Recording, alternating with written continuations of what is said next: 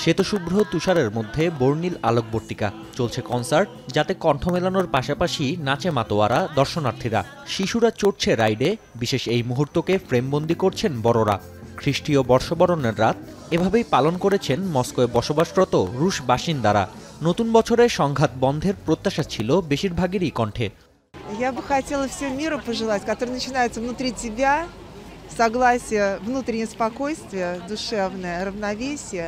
Я бы прежде всего пожелала бы всем нашим землянам счастья и, знаете, света души.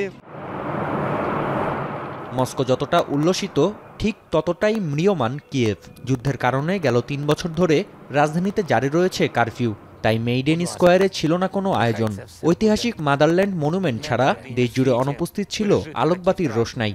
দুই দেশের ভিন্ন চিত্রই বলে দিচ্ছে যুদ্ধে কোন দেশের অবস্থান কেমন।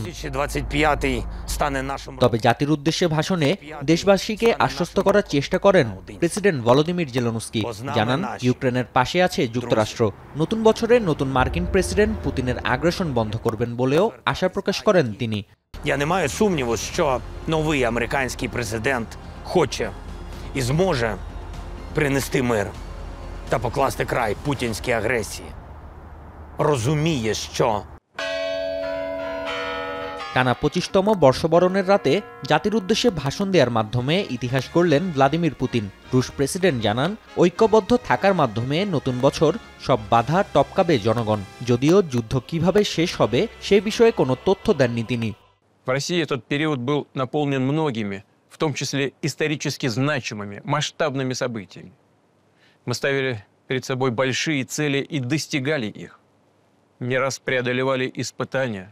বর্ষবরণের কয়েক ঘন্টা আগে পশ্চিমাঞ্চলীয় স্মোলেন্স্ক শহরে বড় ড্রোন হামলা চালিয়েছে ইউক্রেন। অর্ধশতাধিক ড্রোন প্রতিহতের দাবি করেছে রুশ প্রতিরক্ষা মন্ত্রণালয়।